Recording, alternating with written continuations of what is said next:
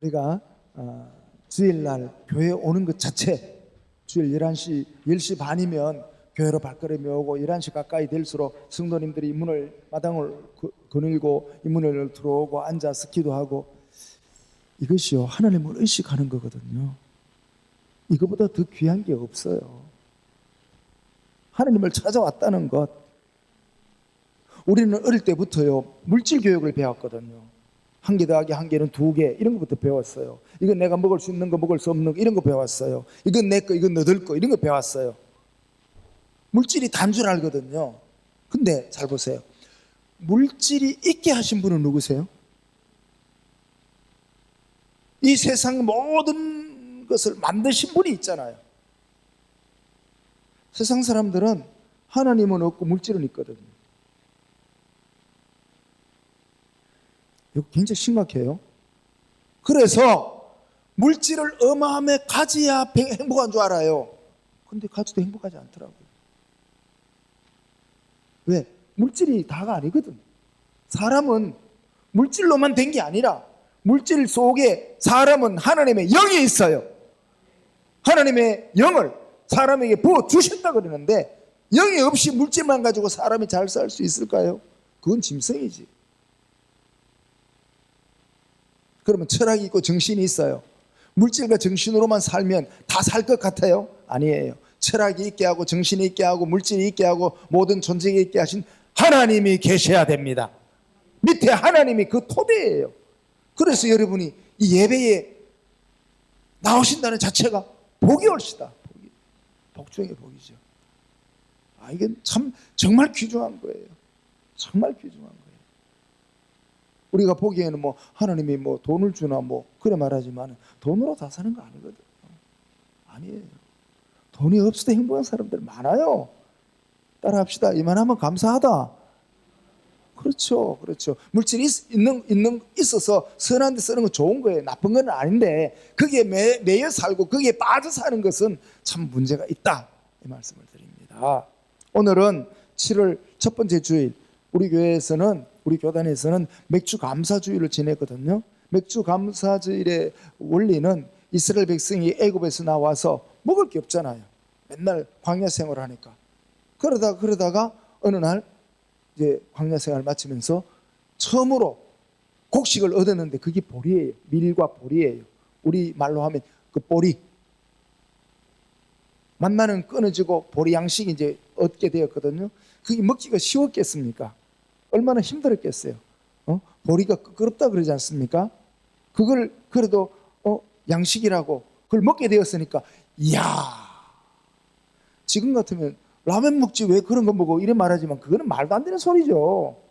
쌀밥 먹지 말라 보리밥 먹어, 말도 안 되는 소리예요. 보리라도 있다는 게 얼마나 감사한 거예요. 왜? 굶어 본 사람만 아는 거예요. 배고파 본 사람만 먹는 것이 얼마나 고맙고 감사하다는 걸 아는 거예요. 배고픔을 모르는 사람 뭐라고 그래요? 너들 엄마는 어릴 때 지금 먹을 게 없어갖고 아침 먹고 굶었다 이러면 라면 먹지 그러면 왜? 아니에요. 없었거든요. 라면이라는 게 어디 있었어요? 없었잖아요. 쌀밥 먹지 왜 보리밥 먹어? 없었잖아요. 모르고 하는 소리죠. 근데 사실은요, 잘 보세요. 사람이 보리를 만들어낼 수 있나요? 보리 씨는 뿌려요. 김은 매요. 그러나 열매를 맺게 하시는 분은 사람이 아니고 하나님이십니다. 하나님이 열매를 맺게 하셨으니 그것을 타작을 해서 수확을 해서 곡식으로 밥을 먹게 되었으니 그 첫 술 밥이 뭐예요? 와, 맛있다 그러잖아요. 용서하고 들으세요. 조그마한 텃밭이 있는데 상추를 뿌려놓고, 참 내가 욕심이 많아요. 상추 좀 빨리 자라라고 비료를 줬더니 다 죽어버렸어요. 그래, 누가 그러잖아요. 상추 죽었어요 이러니까 하는 말이에요. 비료 줬지 그래. 비료 주면 안 됩니까? 이랬더니 에이, 상추에 비료 주면 다 죽어요 그러더라고. 참 욕심이라는 게 이런 거예요. 더 잘 먹으려고 비료 뿌렸다가 한 개도 못 먹었어요. 그런데 그래도 이제 나중에 또 좀 살아나는 것도 있더라고요. 그것도 좀 몇 개는 또 더 심어가요. 한 5개인가 7개 더 심어갖고 상추를 조금 뜯어갖고 집에 가져오니까, 이거는요 내가 농사 지은 거라. 이 산 거하고 비교가 안 돼. 상근은 이만하고 멋있고 내가 한 거는 찌지구리 하고 이게 맛있는 게래 이게. 그거 아닙니까? 이스라엘 백성이 광야에서 끝나고 가나안 땅에 들어와서 농사 지어가지고 그 보리를 가지고 타작해서 먹었는데 이게 얼마나 감사한지 목이 메어서 안 넘어가는 거예요. 그때 제사를 드린 게 감사제였던 것입니다. 감사죠. 그래서 이제 잘 보면요, 농사는요, 농부는 하나님이십니다. 요한복음 15장 1절에도 나는 농부라, 하나님은 농부라. 하나님이 다 열매를 맺게 하세요. 과일을 맺게 하세요. 사람이요, 복숭아 하나 못 만들어요. 사과 하나 못 만들어요. 이러면 우리 조십사님 뭐라 할지 몰라. 내가 사과 농사 짓어 이럴지 모르지만 사과를 달리게 하고 있게 하고 이건 다 하나님이 하시는 거예요. 사람은 뭐예요? 관리자예요, 관리자. 그래서 오늘은 우리 도시에서 있으니까 맥주 행사는 우리 그렇게 안 하지만 이 의미는 잘 새겨서 또 우리가 지내자 하는 것을 저 앞에서 여러분 앞에 고백하고, 오늘은요 그 설교 제목을 하프타임을 가지자. 조금은 성경적 용어는 아닌데 의미는 성경적 의미가 있습니다. 하프타임을 가지자. 이건 이거예요. 축구 시합을 하면 전반전을 뛰잖아요. 그러면 전반전하고 후반전 뛰기 전에 한 10분인가 15분인가 이렇게 쉬잖아요. 요거를 하프타임이라고 그래요. 전반전과 후반전 사이에 쉬는 시간. 룩비도 그러고 미식축구도 사카도 그렇게 하죠. 풋볼도 그렇고 또 농구도 이렇게 커트절 해가지고 쉬는 시간이 있어요. 하여튼 시합을 전반전을 하고 후반전을 하는 사이에 잠시 쉬는 시간이 이제 하프타임인데, 잘 보면요, 하프타임 때 뭐해요? 물 먹어요. 앉아서 쉬어요. 근데 그게 아니에요. 운동장에서 선수들이 뛸 때는요, 아무 소리도 안 들려요. 공만 보고 죽자고 뛰는데, 잘할 때도 있지만 못할 때도 있는데 잘못했을 때 문제가 되잖아요. 근데 이제 하프타임에 오면요, 주로 선수들이 말하는 게 아니고 감독이 이래라 저래라, 그건 잘못된 거다, 다음에 여기로 가라, 다 지시를 해요. 감독을 만나야 되는 거예요. 그 감독의 지시를 듣고 물론 쉬기도 하죠.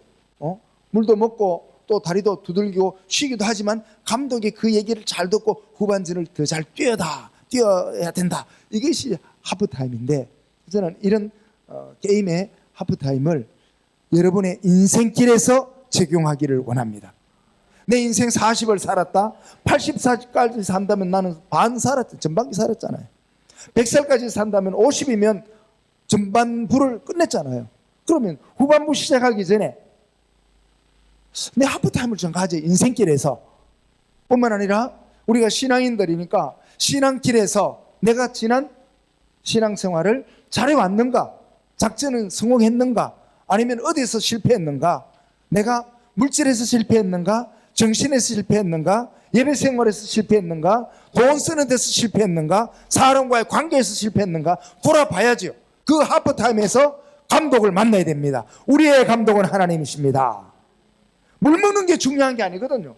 하프타임이 물 먹는 게 중요한 게 아니에요. 앉아서 쉬는 게 중요한 게 아니에요. 감독의 지시를 받는 거예요. 감독의 명령을 받는 거예요. 그게 중요해요. 우리의 인생의 감독은 주 하나님이시라. 아무리 내가 잘 살아왔어 이렇게 하면 돼? 몰라요. 그렇게 많은 돈을 버는 게 그게 덕이 될지 독이 될지는 아무도 몰라요. 내가 그렇게 진급한 게 빨리 쫓겨나게 될 거라고 누가 알았겠습니까? 차라리 진급 안 됐으면 롱런 해가 오래오래 할 텐데 아무도 몰라요. 그래서 인생길에서, 신앙길에서 하나님을 만나자. 그게 하프타임. 올 7월 달에 8월 달에 그런 시간을 가지기를 마음에 간절히 사모해서, 이제 여러분은 아멘으로 끝나지 마시고 작전을 펴세요. 시간을 정하세요. 원래는 가족 휴가 없다. 그러나 하프타임은 있다. 정하세요. 바닷가에 가고 어디 멀리 산에 가고, 그거는요, 침대에 있다고 쉬는 겁니까? 물 마신다고 쉬는 겁니까? 앉아 있다고 쉬는 겁니까? 멋진 펜션에서 있다고 쉬는 겁니까? 하나님을 만나야 쉼이 있습니다. 하나님을 만나야 쉼이 있습니다. 불안한 사람은요, 좋은 침대 앞으로 밖으로 경비를 세워도 잠 못 자요. 잠이 올 수가 없죠. 걱정 근심이 꽉 찼는데 그러나 하나님을 만나는 사람은요, 거기서 쉼이 있다고요. 어떤 선수는요, 감독이 너 잘했어 이랬더니 울더라고요. 텔레비전에 많이 봤잖아요. 감독이 칭찬 한마디에 얼마나 마음이 편했겠습니까? 얼마나 감동스러웠으면 눈물을 흘렸겠습니까? 여러분, 인생길에서, 우리의 신앙길에서 내가 진짜 그거 잘해온 거야? 잘못한 거야? 이거는 빼야 돼. 이거는 고쳐야 돼. 다음에 이렇게 할 거야. 이런 작전을 펴는 시간을 7월달, 8월달에 꼭 가지기를 원합니다. 우리 교회에서는 8월 1일, 2일, 3일입니다. 그러나 이 신앙수련, 무학산 사경회로 이름을 지었습니다. 그렇게 하지만 또 여러분 가족들끼리 휴가를 갈 수 있을 거예요. 맛있는 거 먹을 거예요. 또 편안히 쉴 거예요. 즐거움도 있을 거예요. 그게 진정한 쉼이 될 수 있으면 좋겠습니다. 그러나 거기에도 하나님이 계셔야 됩니다. 하나님이 계시는, 하나님 없이는 쉼이 없어요. 늘 노는 사람한테요, 쉬라 그러는 건요, 욕입니다. 할 일이 없는데. 그러나 열심히 일하는 사람은요, 쉬는 게 즐거움이에요. 이런 시간이 되기를 원하는데, 오늘 본문 말씀을 잘 보면요, 우리가 약간의 힌트를 얻을 수가 있습니다. 본문에 거기 나오거든요. 1절입니다. 그때에 6장 1절이죠. 그때가 언제예요? 그때가요, 예수님이 십자가에 죽으시고 부활하시고 40일 계시다가 승천하신 이후, 그때입니다. 그러니까 서기 33년입니다. 대혁명의 해입니다. 많은 사람들이 그때는요, 어떤 마음이었습니까? 내가 사람으로 태어났는데 하나님을 못 만나요. 하나님을. 그게 제일 갈증이에요. 먹을 게 없다는 것도 답답한 일이고 돈 없다는 것도 답답한 일이지만 내 마음에 하나님이 없다는 것보다 더 답답한 게 없다고요. 사람의 마지막은요, 내 존재를 누가 책임지느냐는 거예요. 지금은 먹을 거 없다, 마실 거 없다, 이거는 사 먹으면 되죠. 좀 힘쓰면 되겠지만 가장 중요한 게 내 존재에 대한 걱정이거든요. 그런데 내가 죄가 있기 때문에 하나님께로 갈 수가 없어요.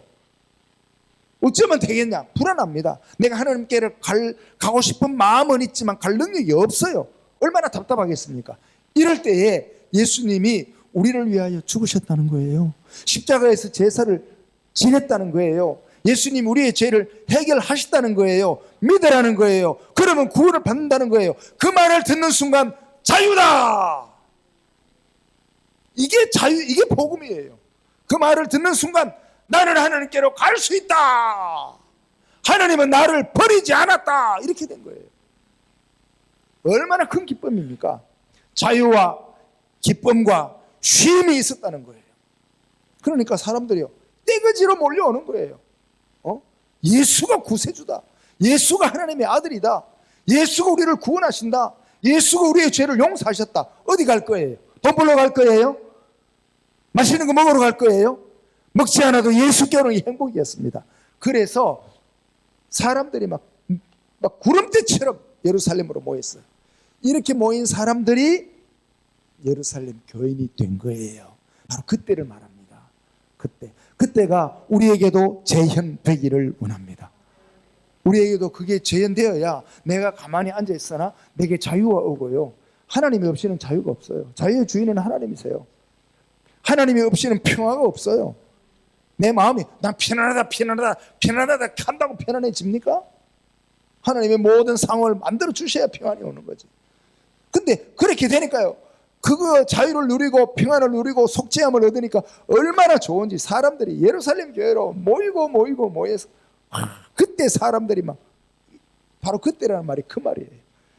시간으로 말하면 서기 33년, 정확지는 않습니다. 서기 33년으로 나는 보고 있습니다. 이때가 기독교가 탄생하는 시간입니다. 예수님이 기독교를 만들어라 그러진 않았지만은 예수님이 구세주라는 것을 믿고 따르는 사람들이 모여서 예수를 따르는 사람들, 즉 그리스도를 따르는 사람들, 다른 말로 하면 크리스찬, 이런 단어가 생겼어요. 이게 기독교가 된 게 서기 33년이죠. 아주 대단한 겁니다. 우리가 믿는 분이 예수입니다. 우리가 예수를 믿습니다.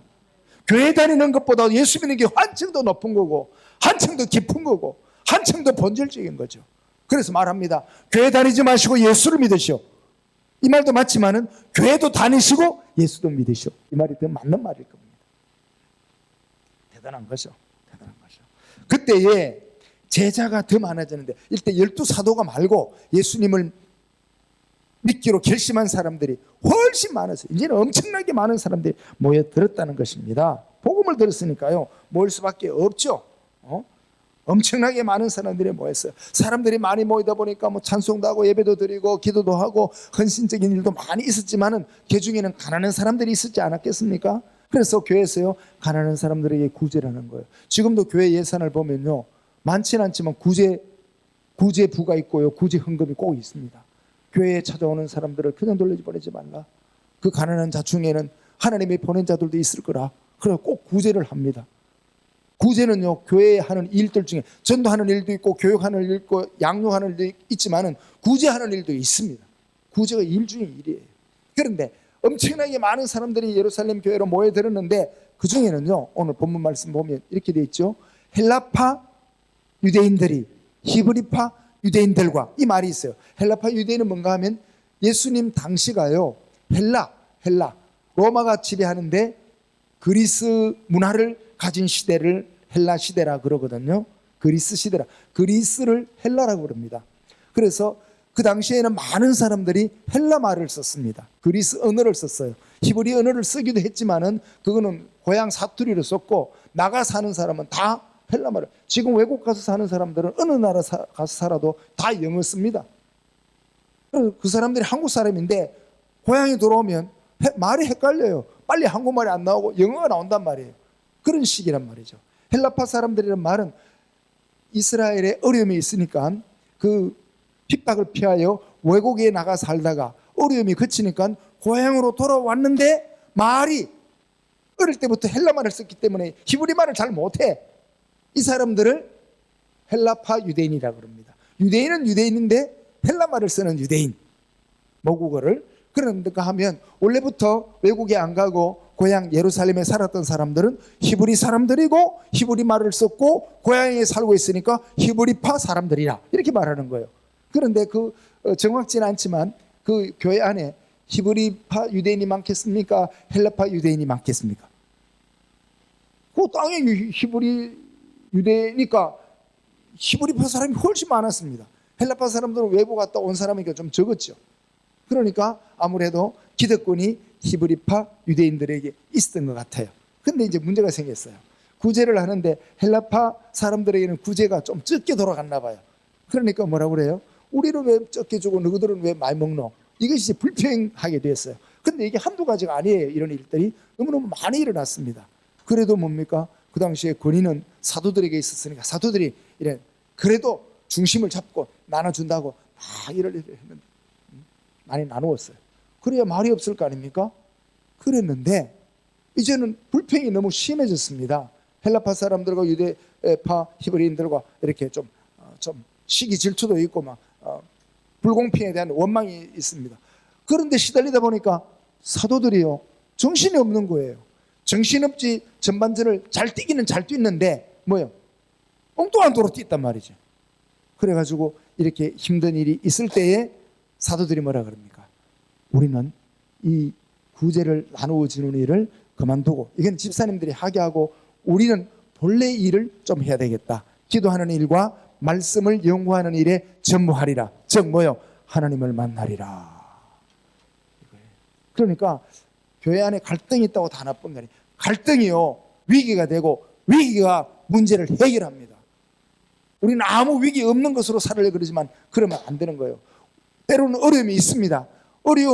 어려움으로 끝나면 힘든 일이 되겠지만 어려움이 변하여 더 좋은 해결책이 될 것이니까 포기하지 말고 기다리라. 그게 성경에서 메시지를 주는 거예요. 하나님의 어려움을 일을 줄 때는요 그냥 어렵다가 끝나라 그런 때도 있지만은 어려움을 통해서요 문제를 해결하게 만들고 문제를 고치게 만들고 잘못을 깨우치게 만들고 회개하게 만들고 역사하는 일이 많단 말이죠. 그래서 12사도가 사도들이 그래 기도도 못하고 말씀 연구도 못하고 기도한단 말은 뭐예요? 하나님을 만난다는 거예요. 감독님을 배움는다는 거예요. 너무 돈 많이 벌다가 시간을 빼앗게 하고 하나님께 예배 못 드린다. 이건 돈 버는 게 아니죠. 돈 까먹는 것보다 더 못한 거예요.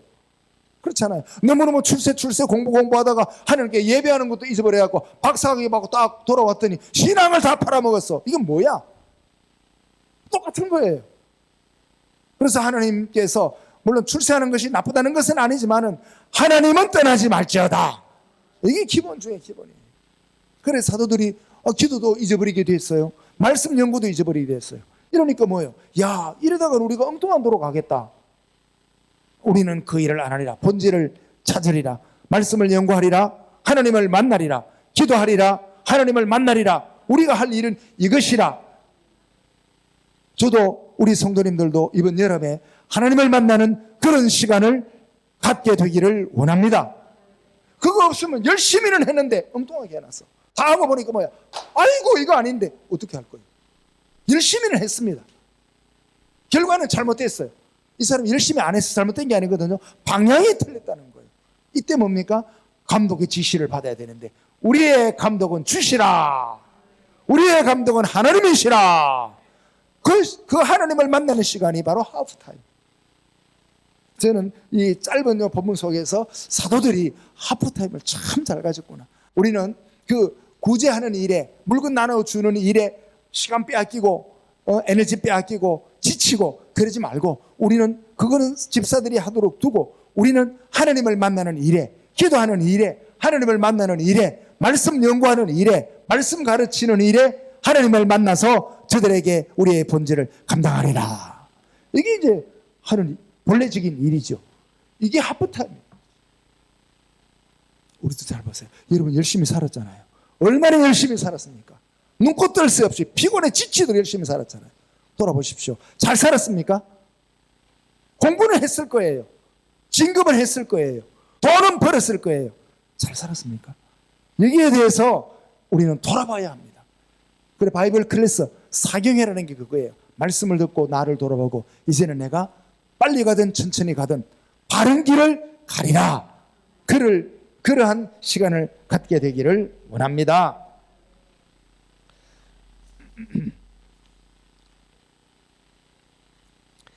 이제 놀라운 시간이 있어요. 특별히 이제 사도들이 하프타임을 가졌다 그러는데 안토니우스라는 유명한 사람이 있었어요. 어거스틴보다 조금 100년쯤 앞선 사람이었는데 이분이요 산에서 수도자죠. 깊은 기도를 하는 사람이었어요. 그런데 많은 수도자들이 이분을 스승으로 모셨거든요. 그리고 이게 소문이 났어요. 이집트 사람이에요. 애굽 이집트죠. 그런데 이 소문이 나가지고 그분은 참 귀하신 분으로 다 선생 중에 선생으로 알고 있었습니다. 그런데 한날은 그 당시도 로마였거든요. 로마의 시대였으니까 로마의 고관 대작이 안토니우스를 모시러 왔어요. 사람을 보내 모셔왔어요. 선생님, 내가 선생님께 지도를 좀 받고 싶습니다. 나에게 멘토가 되어 주십시오. 이런 식으로 많은 주고받고 이야기를 했습니다. 근데 이상하게요. 말만 몇 마디 주고받는데도 문제가 해결되는 거예요. 할렐루야. 그거 희한합니다. 말만 몇 마디 주고받는데 아차! 그게 잘못됐구나. 대부분 알아요. 병원에 가서 의사한테 어디 아파 이러면 의사가 뭐 어디 아픕니다. 대부분 아는 것처럼 상담이라는 게 그런 능력이 있어요. 우리의 상담자는요 성령님이십니다. 성령의 별명이요 카운셀러 상담자라는 뜻이에요. 그래서 기도하는 자들하고 몇 마디 얘기하는데 아하 내가 그게 잘못이구나. 그걸 알게 되어요. 그래가지고 그 지위가 높으신 어르신이 안토니우스 선생님을 불러가지고 얘기를 해가지고 문제가 해결되니까 얼마나 좋아요. 그러니까 좀 더 머물다 가십시오. 이러니까 안토니우스의 한 말이 지금 내 마음에 남아요. 뭐라 그러는가 하면요. 물고기가 물을 떠나서 오래 있으면 죽습니다. 빨리 물로 돌아가야 됩니다. 이런 얘기를 해요. 무슨 말인지 알았죠? 아주 비유를 말하는데 아주 적합한 거예요. 그러니까 뭐 그 고관 대작도 알아들었듯이 고개를 끄덕끄덕했죠. 그러니까 하는 말이 기도자들은 사람을 만나면 빨리 하나님을 만나러 올라가야지 사람을 오랫동안 만나면 하나님께로 가는 길을 잊어버립니다. 이렇게 얘기했어요. 그 고관대적이 안토니우스 스님을 붙들었겠어요? 올라가게 놔뒀지. 우리도 마찬가지예요. 저는 그 말이 참 오래 마음에 남아요.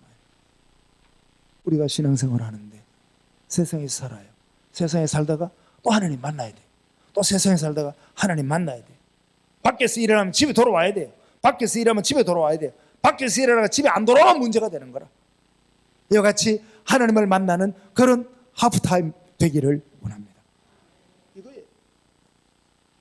사도들도 그래 했는데 어찌 우리가 더 그렇게 해야 되지 않겠습니까? 그럼 사도들은 어떻게 하나님을 만나느냐? 제일 처음에는 기도했습니다. 아무도 안 만나고 하나님과 1대1로 만나는 거. 기도했습니다. 기도 시간. 아니, 사도들이 그래 물건 구제해주고 나눠주는데 시간 빼앗겠다. 이건 너무너무 좀 약한 거였죠. 기도하면서 하나님을 만나는 것. 두 번째는요, 말씀을 연구했다는 거예요. 말씀을 연구했다. 말씀에 집중했다는 거예요. 우리 신앙생활 할 때요, 그저 말씀을 연구 안 하면 성도들 보고 따라합니다. 아, 저 사람 저래 하네. 집사님 저래 하네. 그러면 되겠네. 장로님 그러네. 나도 이러면 되겠네. 권사님 저래 하네. 사람 따라가는데 그것도 나쁜 건 아니지만은 우리는 말씀 따라가기를 원합니다. 말씀이 뭐라 그래서? 말씀이 그래서 나는 그렇게 할 거야. 이거 아무도 못 말합니다. 왜? 말씀은 하나님이 책임져 주십니다. 그래서 말씀을 연구하는 거예요. 말씀을 또 우리가 듣기도 해야 되죠. 또 그렇게 했더니요, 세 번째는요, 하나님께 순종할 마음이 생긴 거예요. 이상합니다. 말씀을 제대로 들으면요, 하나님께 진리에 순종합니다. 제가요, 참 전도사 때 들은 말인데요, 누구든지 진리를 외치면 모든 사람이 반대하는 게 아니라 그 중에 누구는 반드시 따르는 사람이 있을 거다. 그 말을 내가 들었어요. 설교 시간에 들은 것 같아요. 그게 내게 확신이 와요. 내가 사기만 안 치면, 진리만 외치면 반드시 따르는 사람이 있다. 많이 따르는지 적게 따르는지 이 차이는 있겠지만 그것은 하나님께서 해주시는 일이고, 진리를 외치면 따르는 사람이 있다. 난 그 말이 내 마음에 계속 이렇게 되뇌이지는 거예요. 사도들도 말씀을 연구하고 기도를 하니까요, 순종할 마음이 생긴 거예요. 이게 순종이 하나님을 함께 모시고 다니는 생활입니다. 얼마나 좋은 일이었겠습니까? 그러니까 힘들지 않았어요. 남들은 힘들다 그러죠. 모세 보세요. 애굽에서 왕궁에 살았잖아요. 그러나 거기서 사건을 저질러 가지고 미디안 광야로 쫓겨나죠. 미디안 광야에서 죽었습니까? 안 죽었습니다. 왕궁에서 높이 살던 그 사람이 저 미디안 광야 산골짜기 사막 구석에 가서 양떼들 데리고 살았지만 안 죽습니다. 왜? 높은 왕궁도 하나님이 지으셨고, 저 산골짜기 양떼가 뒹구는 푸른 풀밭도 하나님이 지으셨도다. 어디든지 하나님이 있으면 사는 거예요. 어디든지 하나님이 없으면 죽는 거예요. 그거죠. 또 사도 바울은 예수님을 만나고 얼마나 여러 가지 갈등이 있었겠습니까? 3년 반 동안이나 아라비아 사막에 들어가서요, 아무도 안 만납니다. 3년 반 동안이나. 물론 빵 조각 얻어먹고 살았겠죠. 그러면서 하나님을 만났으니 그 다음 그의 사역이 얼마나 능력적이었겠습니까?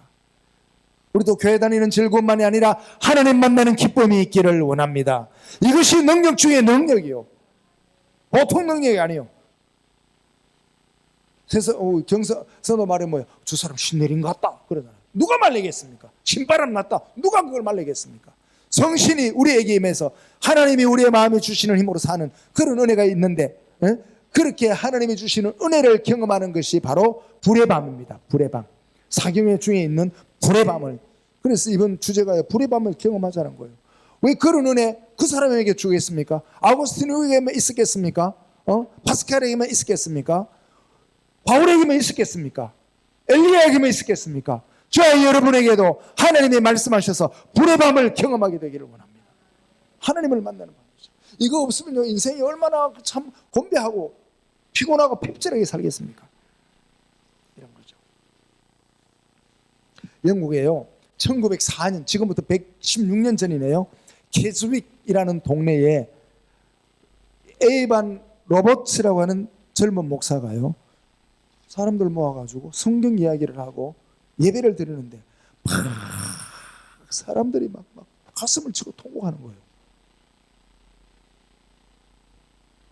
이상하잖아요. 그때 모인 사람이 17명이었습니다. 안 많아요. 근데 너무너무 좋으니까 자유를 얻었고 기쁨을 얻었고 평화를 누리게 되었으니까 너무 좋으니까 한 달만 모인 게 그 다음 날도 모였어. 그 다음 날도 모였어. 그 다음 날도 모였어. 한 달 뒤에는요 3만 5천 명이 모여요. 한 달 만에. 5개월 뒤에는요 10만 명이 모여요.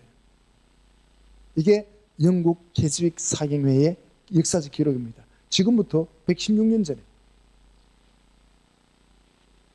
우리도 그런 사경회를 사모합니다. 특별히 올여름에는 그런 시간을 가질 거니까 뭐 그런 은혜를 좀 적게 받는다면 먹고 마시고 쉬는 시간이고, 은혜를 받는다면 불의 밤을 경험하는 그런 하프타임을 사모하면서 우리의 신앙생활이 하나님을 향하여. 17명요. 어떤 사람은요, 아이고 사람도 없는데 걱정하죠. 영국 교회는요 17명이 시작해서 17명이 우리 17명 넘잖아요. 얼마나 충분하잖아요.